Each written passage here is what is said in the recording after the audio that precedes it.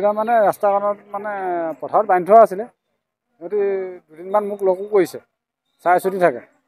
প্ৰায় চুৰ কৰে। যোৱা বছৰ আমাৰ গাঁৱৰ ঘৰৰ ওচৰে তিনি ঘৰৰ পৰা চুৰ কৰি লৈ গৈছে।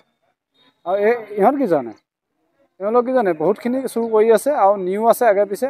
আৰু এওঁলোকক বিহিত ব্যৱস্থা কৰিলে ৰাইজে ভাল হ'ব, ভাল পাব ৰাইজে। কেইটা চুৰ কৰিছে মোৰ পৰা 4টা গৰু চুৰ কৰিছে, মোৰ ভকতৰ 4টা। আজি যোৱা ৰাতি 8টা গৰু আনিছে, 8টা 4টা ইয়াত ধৰিলে, 4টা বান্ধি থৈছিলে। তাৰ নিজে গৈ মোকলাই গাড়ীত উঠাই ইয়ালৈ আনে। আগতে কৰিয়ে থাকে, আগতে যোৱা বছৰো আমাৰ গাঁৱত কেইবাঘৰ মানুহো কৰিছে।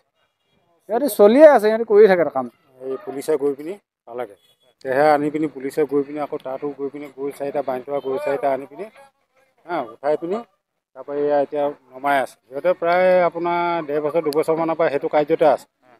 আৰু সিহঁতে অকল গৰু চুৰে নহয়, তাৰমানে সিহঁতে সাংঘাতিক দালাল। মোৰ পৰাও তাৰমানে সৰিয়হ নিছিলে, মোকো এতিয়া কেছ টকা 3 লাখ টকা দিব লাগে। সিহঁতে পলাই পিনি নামটো হ'ল, এজনৰ নাম সৌৰজিৎ কুটীয়া, এই কাঠগাঁও। তাৰপৰা এজনৰ নাম হুনমুনি শইকীয়া, মোৰ নৈ। গৰু এতিয়া টোটেল 8টা আছে।